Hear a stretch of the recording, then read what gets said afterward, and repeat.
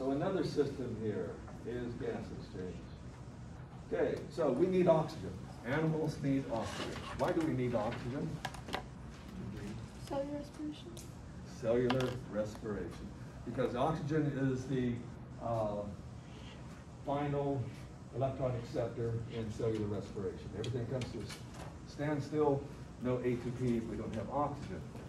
So we need oxygen for cellular respiration. Therefore, and we produce carbon dioxide as a waste product. We have to get rid of it. So when they're talking about gas exchange, it is this: the intake of oxygen and the riddance of a waste product, carbon dioxide. Now, if the animal is very, very small, they really do not need a respiratory system at all. Just simple diffusion will work, but simple diffusion of gases, they're only effective on short distances, very, very short distances. So if any cell is more than 1 millimeter away from the source of the oxygen, it doesn't work. And therefore, animals have had to, in order to be larger, they've had to evolve some means of taking care of gas exchange. So, like flatworms, although they can be big, they're dorsoventrally flattened, and therefore they're never thicker than 1 millimeter. Okay, they're very thin. The larger animals, they have to have a special system for gas exchange. And depending on the environment in which the animal lives in, either the source of oxygen is air or it's water. And therefore they've evolved different types of respiratory systems for gas exchange, depending on where they're at. Okay, so the respiratory, these special terms here, respiratory medium is the source of the oxygen. And that is either air or water. Okay, it has to be one of the two. So which one of these are better, okay, in a way? This here, we have to sort of look at that in a moment. So the epithelium that is involved in gas exchange is called the respiratory surface. And just like the epithelium in the small intestine, in order to make that exchange of nutrients in, we require large surface areas. And so once again, we have an issue here with surface area. The larger the surface area, the more oxygen can be and gas can be exchanged. All right? And so the respiratory surface, it is always an epithelium. Epithelial tissues are really important. Now, for this gas exchange to take place, however, that epithelial surface, that's respiratory surface, has to be moist. And it doesn't matter, well, if it's in water, that's no problem, because it would stay moist. But animals that are terrestrial, that could be a problem. Still, it has to have a thin layer of water, because the gas, the oxygen, first of all, in order to cross the epithelial membrane, it has to dissolve in the water first, and then cross the membrane. Right? So drying out can be a problem. Okay, so which one of these respiratory media are better? Usually air has a lot of advantages, several of them. For one thing, the concentration of oxygen is higher in air. Okay, so in dry air at 1 atmosphere, it's about 200 milliliters of oxygen per liter. Okay, and water, at very highly oxygenated water, it's only 10 milliliters per liter of water. So the concentration of oxygen is much higher in air. Remember that what is an anthropomorphy of Osteichthyes? Lungs. Lungs. Okay, so why would fish that live in water have lungs? The ability to supplement their gills, the oxygen they're getting out of the water, with gulping air was a big advantage. Okay, because especially when back in the Paleozoic, late Paleozoic, when most of these types of lobe-finned fishes and other types of fishes happened to be evolving, is there was a lot of swampy land that they were in, and the oxygen conditions were not very good. Okay, so being able to gulp air was an important incentive. Furthermore, the movement, there are no pumps to move gases in your body. They're moved by pressures. okay? There's no pump for air, except for ventilation. That's a different thing, okay? I'll talk about ventilation later. So the movement of air across oxygen, any sort of gas, across epithelial layers follows pressure gradients. Okay, there's no pump for it. There are no carrier proteins for oxygen, okay? And therefore diffusion is very important. So in air, the rate of diffusion of gas in air is much higher than what it is in water. And so that's an important thing there. Ventilation. Now what is ventilation? Now this here, you do have pumps for it. So that is the movement of the respiratory medium across the surface of the respiratory surface, okay? We have ventilate our lungs because inside of our lungs there are epithelial, simple squamous epithelia, and little gas, little bags that are called alveoli, and that's where the absorption of oxygen takes place. But we have to get the oxygen in, okay? And so that's what breathing is ventilation. Likewise, a fish, it has to move water across its gills. And so it has a pump to move the water across the gills, but the movement of the gas, the oxygen, carbon dioxide, into the epithelia, into the bloodstream, goes by gradients, by diffusion. All right, so it takes less energy. Why would it take less energy to ventilate air than water? Is this lighter? What? It's lighter. Didn't hear. It's lighter. Air is much lighter. Okay, how much does a liter of air weigh compared to a liter of water? Okay, you're going to have to create the force to move that water, right? And that takes a lot more energy. Okay? Furthermore, the oxygen concentration is another advantage. The oxygen concentration in air doesn't substantially change with temperature. Okay? That's not the case with water. Okay? The solubility of any gas in water depends on the temperature. The lower the temperature, the higher solubility. But as you increase the temperature, then oxygen becomes less and less available in water. In fact, here's a graph that shows that.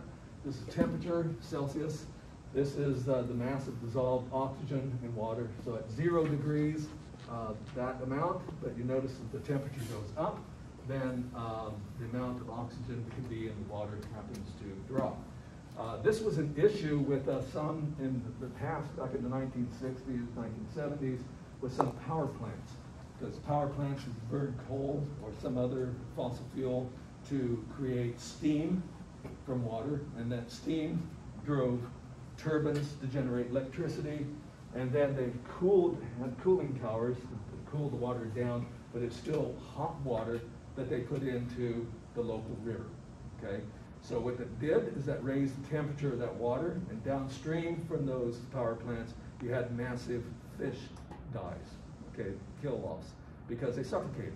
They suffocated because of the lack of oxygen in that hot water. It wasn't hot enough to boil it, okay? By that time it mixed with the river water, but still it brought the oxygen concentration down. So that's, those are some advantages of air. Now, one of the disadvantages of air is desiccation.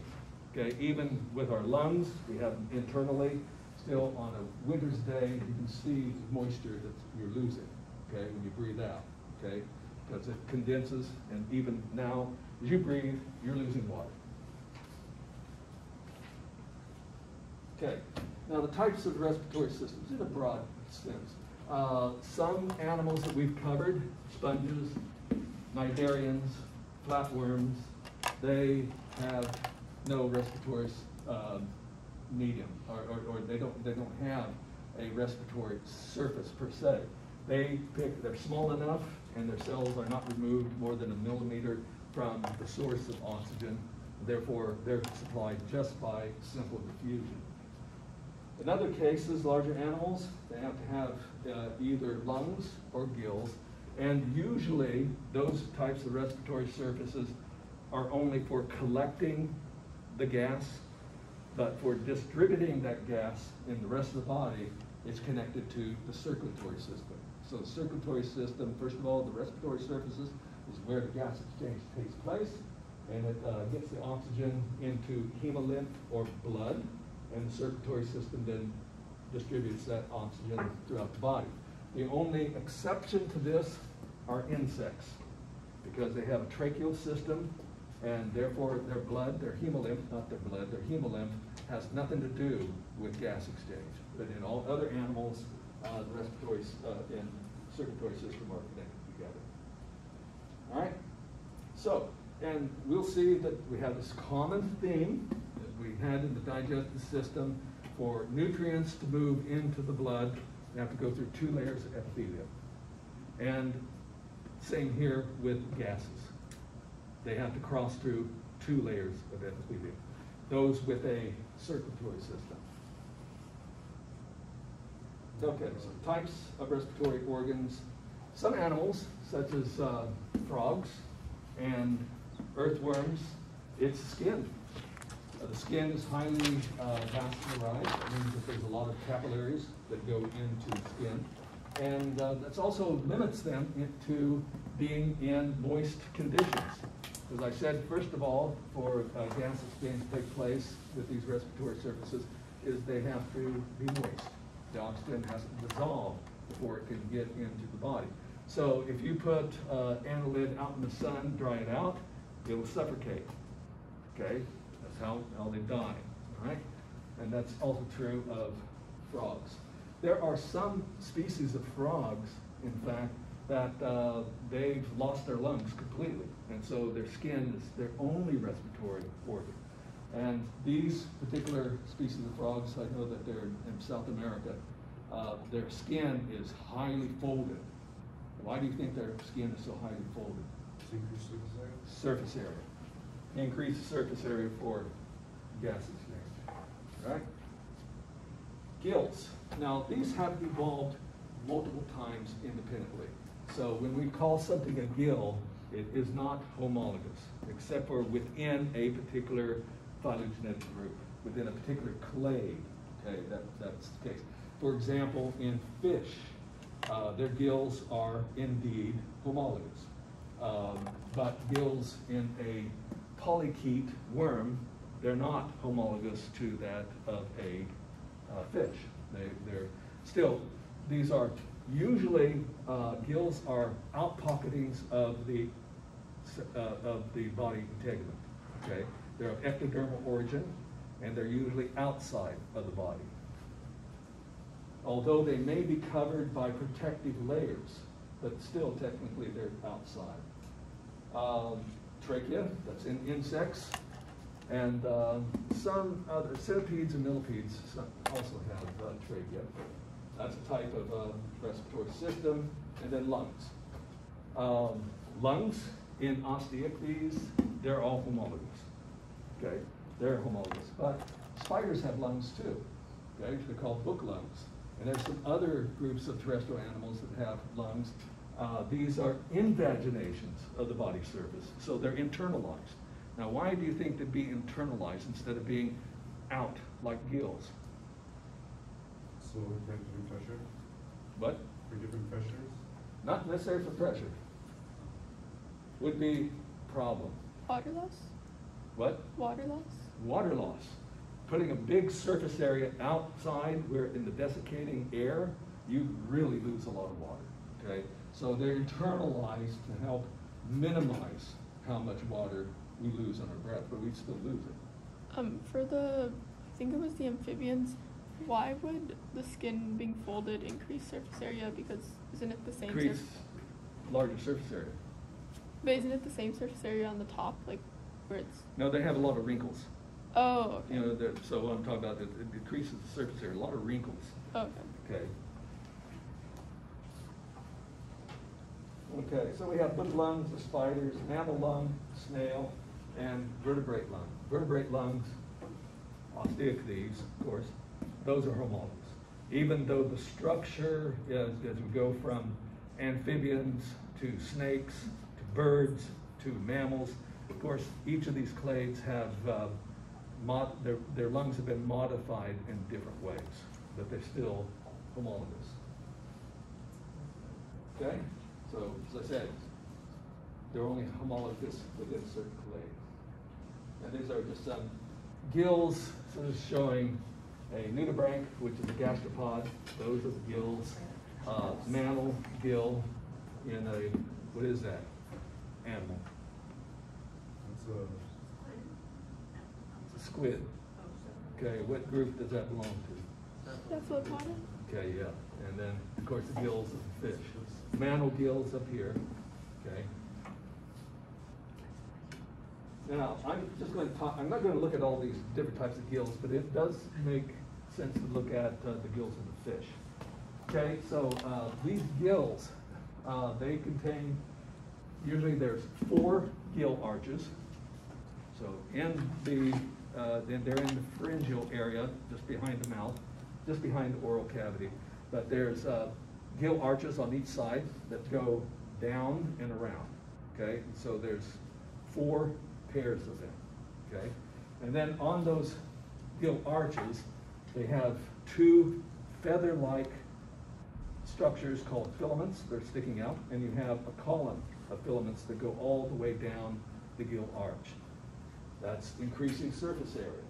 And then on the gill arches themselves, or on the filaments, there are thin little folds that are called lamellae. So this greatly increases surface area. The respiratory surface is the lamellae. Okay, it is an epithelium, 1 cell layer thick. Within the lamella is a capillary bed. Okay, so our common theme of material passing through 2 layers of epithelium happen here. Okay, capillary bed. So here's the gill arch,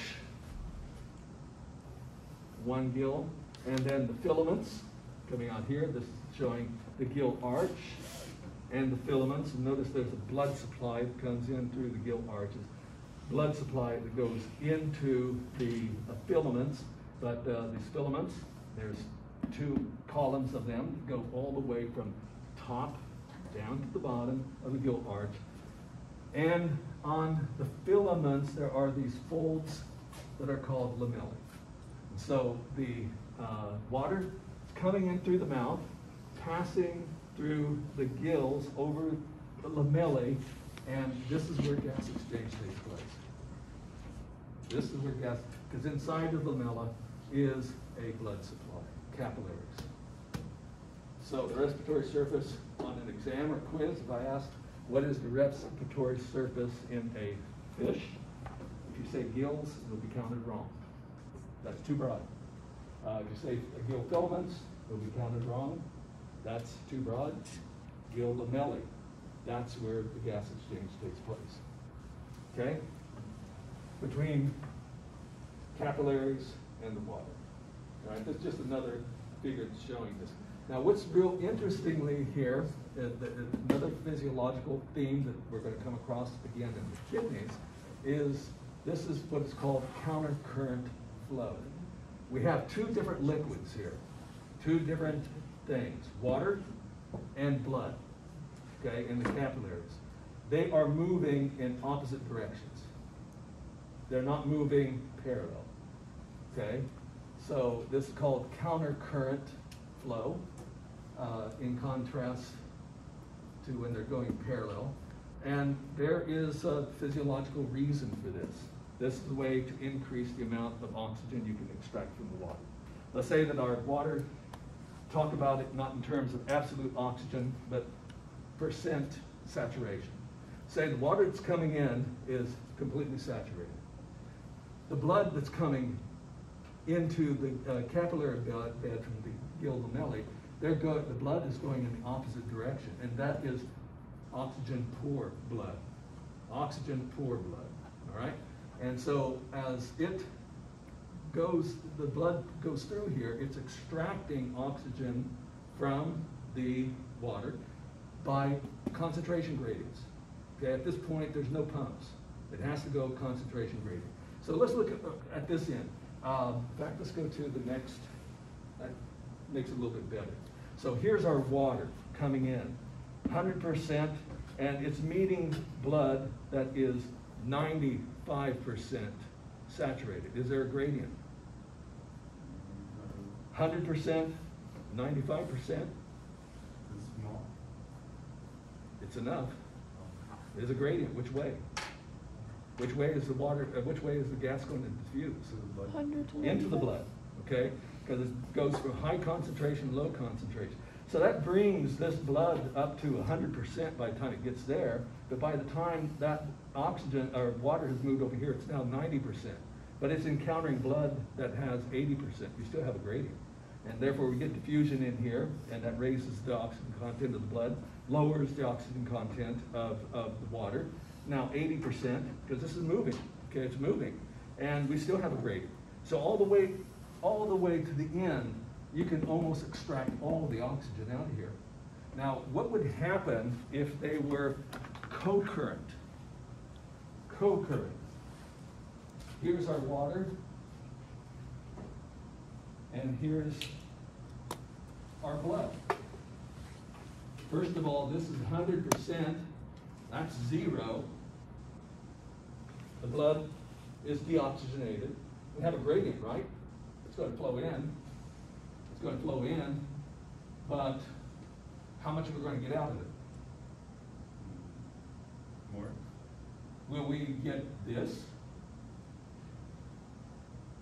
That's impossible.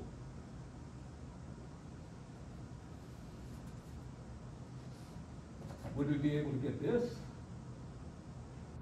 Maybe. Yeah, that's okay. But what about here? It's a equilibrium. There's no net flow in or out. They're balanced. That's the most you'll ever be able to get if they're co-current. If they're flowing in the same direction, 50%, that's all. Countercurrent, you can extract almost all the oxygen. So this is going to be countercurrent exchange. Let me give you another example of it. You see shorebirds out here in the bay, standing in the water. Nice skinny little legs. Blood's going from the blood from their warm body is going down into that cold, cold water. They'd lose heat, right? Okay, they'd lose a lot of heat. What you have in the legs of these birds is that the blood supply going in and the blood supply coming out are going countercurrent. So that it's cold blood, that the warm blood from the body is meeting cold blood, and heat transfers over into the blood that's going into the body. So that by the time the blood supply gets down to the legs, the blood has been cooled down, and that heat hasn't been lost. It's been transferred over to the blood coming into the body. Okay, and these are countercurrent, another example of countercurrent exchange. Okay, we'll come across those a lot. All right, so they're flowing. And in birds, we'll see something that in their lungs is called cross-current. Okay, so almost as efficient as countercurrent. Ventilation. Okay, one thing that water is expensive to move across the gills, but it has to. If one way that the fish can do it is called ram ventilation, is that they swim with their mouth open. Okay, just the motion of swimming is now bringing the water into the mouth and out through the gills and out the back edge of the gills. It's called an operculum. This cover is called an operculum. Okay, sharks don't have an operculum, but all other fish do. All right, now. But they can't swim forever. What happens when they stop swimming? They don't get the flow. They won't get any flow in there. Therefore, they have to ventilate. And this is sort of a positive pressure, negative pressure pump. It involves both the mouth and the operculum. Okay? So, first of all, the mouth. There's an oral cavity in there. What happens to the volume when they open the mouth? Increases. It increases, okay? But what does that do to the pressure? Decreases. It decreases the pressure, all right? So by opening the mouth, it creates a larger area and the pressure must drop. So the pressure now inside of the mouth is less than the pressure of the water outside. Where's the water going to go? We're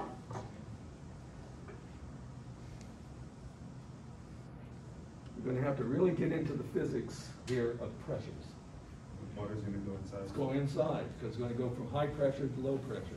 All right, and then when it shuts its mouth, that is compressing the water, but at the same time, these opercula, in the gill chamber, they open them. What's that do to the gill pressure in the gill chamber? They're opening it. Pressure is down. Decreasing pressure. It's lowering the pressure, okay? It's increasing the area, lowering the pressure. So we get low pressure by the opercula opening. You've watched a fish before. You see their mouth? I can't do it with a mask on, but their mouth, they go, well, we'll go ahead and do it anyway. They're going, you get this. Right? Yeah. They're out of phase slightly. And there's a reason for that. By shutting the mouth, it's creating high pressure on the water, forcing it back into the gills where the opercula have created low pressure.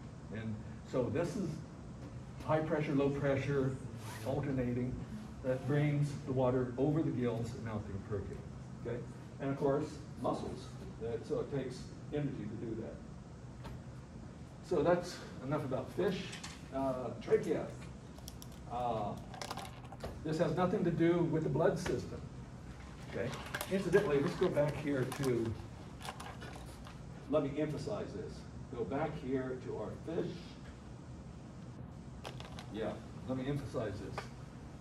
The oxygen has to cross 2 epithelial layers. 2. The epithelium of the lamella. The apical, where is the apical surface? Facing the water. Basal surface are on the inside. And then it has to cross the epithelium of the capillary. Just like this. This here is the lamella. That's the capillary inside of the lamella. Our oxygen has to cross apical side of the lamella, basal side of the lamella, basal side of the capillary, apical side of the capillary to get into the blood. Carbon dioxide goes the other direction. And the gases are moving down concentration gradients. They're going down concentration gradients. Okay? Trachea.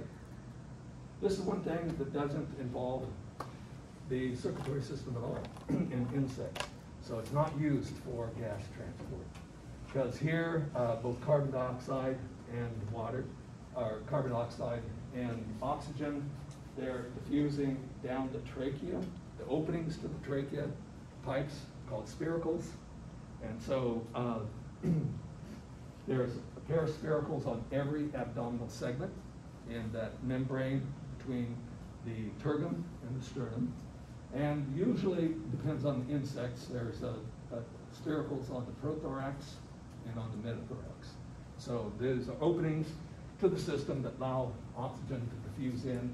These trachea will break down, will bifurcate into smaller tracheoles. And that tracheole will then end at a cluster of cells so that they're delivering oxygen directly to the cells. Ventilation, how do you get this oxygen, this air to move in and out of the trachea? Well, by muscle movement, general muscle movement of the body. So if they're moving their legs, that compresses, those muscles press on trachea and cause them to move the air. But also, we now know that there's muscles, smooth muscles inside of some of these tracheoles. And they can change the diameter, increase it, change the diameter, all along the length of the trachea, which keeps the air moving. Okay, this is a tracheal system. You saw that in a cockroach when you did that cockroach dissection. Okay, now we come to us, our lungs. How do they work? Okay, the respiratory surface is a large area. Collectively, put it up here, we have a surface area about 300 of these, 300 million of alveoli. So how the passageway here is you can breathe through your nose or through your mouth, okay, nose or mouth. And the common passageway for both food and air is called the pharynx. But then it bifurcates. At the end of the pharynx, one route goes into the esophagus, where your food should go, and into the trachea, where your gas should go, air should go. This trachea, of course, what prevents the food from, when you swallow, from going into your lungs is there is a flap of skin up here. This isn't shown, but when you swallow, it's called the glottis, epiglottis, and it covers the opening of the trachea, which is called the glottis. So the air would then go into the trachea. The trachea branches into a right and left bronchus, and then it'll break down into bifurcate into bronchioles. And there's 23 levels of those bronchioles. And it'll end in an air sac, which is one cell layer thick. Epithelium, a simple squamous epithelium, okay? Alveoli, okay? You looked at slides of them in lab yesterday. All right, now this is the respiratory surface. Every alveolus is surrounded by a capillary bed. So once again, our two epithelia, okay? There is no gas absorption in the trachea. There is no oxygen absorption in bronchi or in the bronchioles. The gas exchange takes place in the alveoli, okay? Respiratory surface, so if I ask that question on a quiz or exam, the respiratory system in a mammal, if you say lungs, it will be counted wrong. It is the alveoli. Yes? Branching. Yeah, 20, so they would branch that many times. And so the collecting surface area, we have 300 million in our lungs of these alveoli, okay? Lot of surface area. And compare that to, let's say, frog lung. Okay, frog lung, it's basically a big sac with very minor folds. This is the respiratory surface, just right there, epithelium, okay? Capillary beds right underneath it. Not a whole lot of surface area, okay? So their respiratory system is fairly primitive compared to mammals and birds. Birds would be different than this, okay? We'll get to that a little bit later. All right, so this is where lungs happening. That's just another figure. I guess I put it on here just to show that these alveoli, they will end in a cluster, and they are surrounded by capillaries, okay? So the oxygen has to move by diffusion down concentration gradient. The oxygen concentration in the blood has to be lower than what it is in the alveoli, okay? Therefore, the oxygen will move through the simple squamous epithelium real thin, okay, because they're flat cells, and have to go in the basal side, or the apical side, basal side, then into a capillary. Once again, 4 plasma membranes. Into the blood. Okay, so total surface area of all those alveoli on average 100 square meters. Okay, 100 square meters. Not feet, meter. Okay, yes? Oh, so would you call like the alveoli, like is it a cluster of alveoli, like the picture? One of those sacs is one alveolus. Okay, but they're usually clustered together. So would you call that cluster of alveoli, or? You call it cluster of alveoli, yes. It wouldn't be one alveoli, it's several. Okay? Now, one problem with our lungs is it's a dead-end sac. And if you look at around your house, on tabletops, bookshelf, you see all this dust, pollen, and other stuff, spores from fungi, that it's in the air. We're breathing that in. And when the air goes in, when we're ventilating, usually the speed of that air, when it gets to the alveoli, it's almost still. Things can settle out. In fact, in the bronchioles, it can settle out. So to keep your lungs from filling up with dirt over time, which would suffocate you, is that the epithelial cells along the bronchi, these are not squamous cells, along the bronchi and the bronchioles, just pseudostratified. So still one epithelium, one cell layer thick, but they're ciliated. And it's the beating of the cilia, and furthermore, some of those cells produce mucus that covers the cells. And the cilia are constantly moving this material because of the dirt and other things.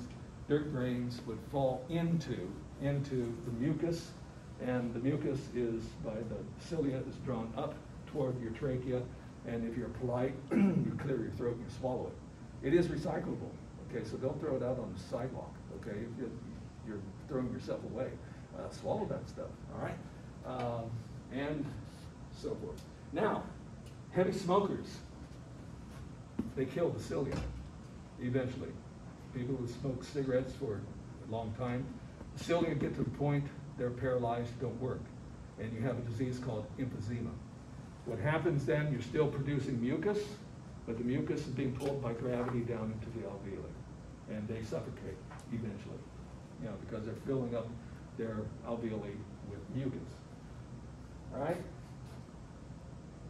Now, this alveolus, one cell layer thick, very thin cells, squamous. They have to stay moist. Now, what do you know about water? The attraction of water for water. Pulls it together. Okay, you spill water on the table, it will form a arch because the water molecules are attracted to each other by hydrogen bonding. These have to be moist, and if left to themselves, the water on them would collapse them. Okay, they would just collapse. And so there's a special material called surfactant that is secreted, and it breaks down the surface pressure of the water so that these things do not collapse. And that's an important part there too. So this is a scanning electron micrograph through a lung. So these are all alveoli, and this is a close-up one of the airspace. Okay, now ventilation. Look at how frogs ventilate. I already talked about how fish ventilate, but frogs, very simple. It's sort of a pressure pump as well. They use their mouth, and so it's positive pressure breathing. So what they do is they'll, muscles in the bottom of the oral cavity will bubble out like this, which increases the volume, which means lower pressure, okay? And that pulls air in through their nostrils. Now, then they will release these muscles that come up, so that puts pressure on this. The nostrils have valves that they close. And so we're putting the air under pressure, and it only has one place to go, back into the lungs. Basically, they're swallowing air. Basically, they're swallowing air. Now, these lungs are elastic, so that once they inflate, then all they have to do is release the valves in their nostrils, and these will recoil, pushing the air out. And this is how frogs ventilate. With mammals, it's negative pressure breathing, suction. You suck the air in. And there's two different sets of muscles that are important here. In mammals, the intercostal rib muscles, they're important in breathing. And also, mammals have a diaphragm, okay, a muscle that goes across just under the thoracic cavity. So during breathing, okay, so there's two, on the outside of the lungs, there's two epithelia and the slippery fluid in between these. And these tissues are called a pleura. And so this one on the lungs and one on the body cavity, okay, the outside of the cavity. So that as the thoracic cavity increases, okay, the muscles pull the ribs up and out. Diaphragm, when it contracts, it goes down, and therefore that's increasing the volume of the thoracic cavity. So that means pressure goes down, because if you increase the volume, pressure goes down. And therefore that pulls air into your lungs. And then to exhale, simply you relax the thoracic muscles, the ribs fall down, the diaphragm automatically goes back up, because that's its normal condition. Okay, it doesn't take any muscle to do that. And that is now decreasing the thoracic cavity, which puts the air under pressure and has lower pressure than what's outside. And so it is brought out like that. All right? I mention this because as the motion takes place, then we would have friction sometimes between the lining of the thoracic cavity and the lungs. But here we have those two epithelia with a slippery material between them, so that those two different epithelial tissues could slide past each other without any friction. Okay? And yeah, so this is just a figure from your textbook showing what's going on there.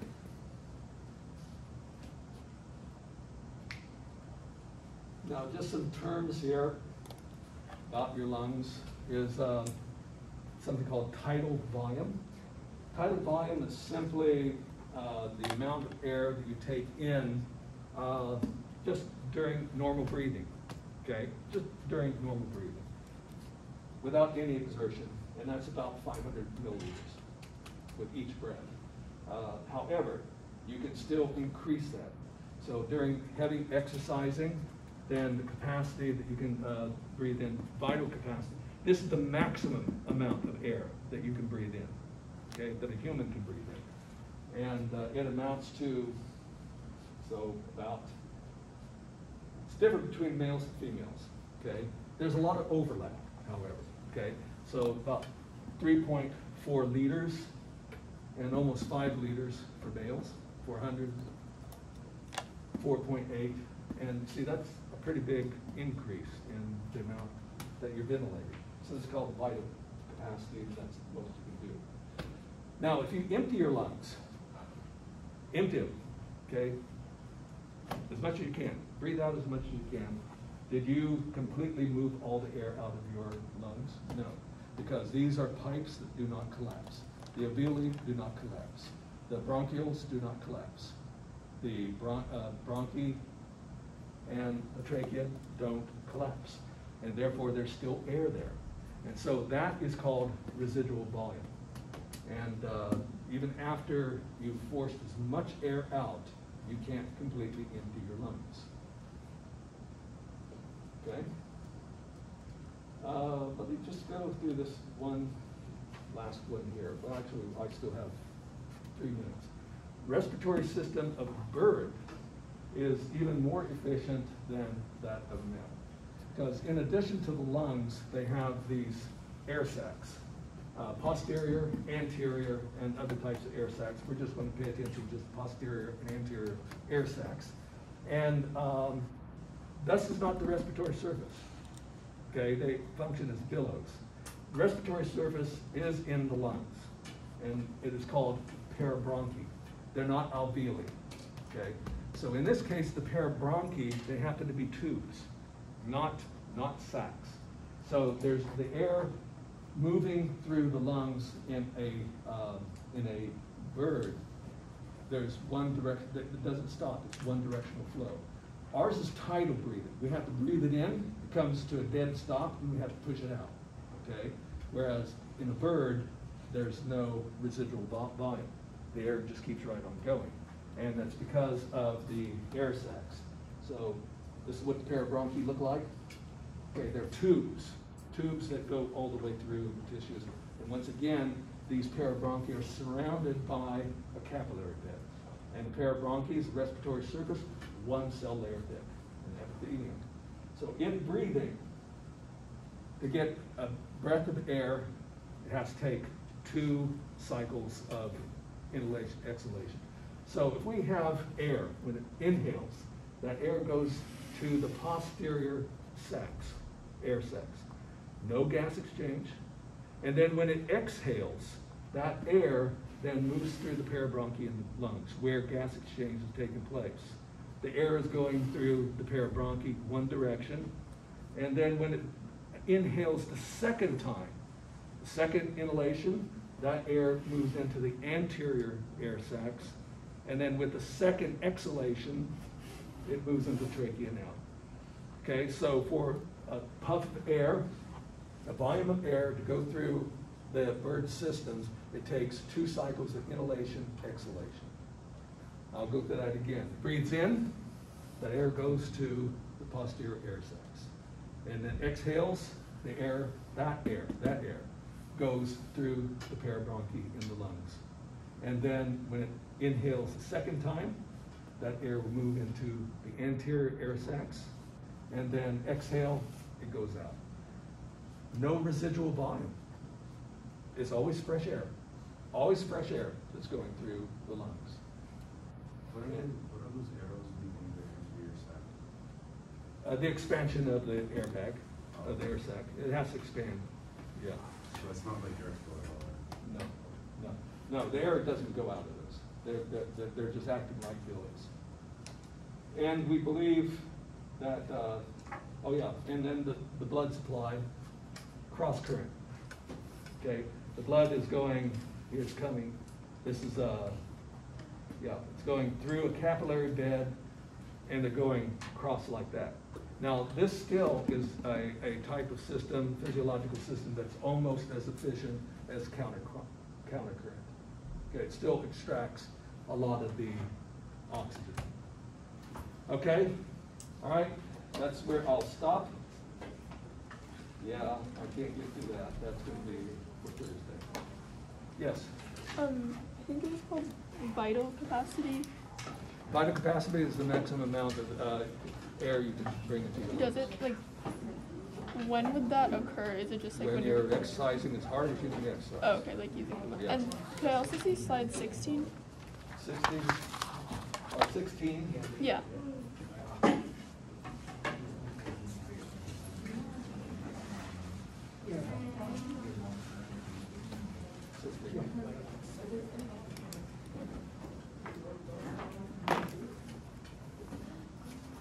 Okay, so Manip isn't here, Mayat isn't here, who else is missing?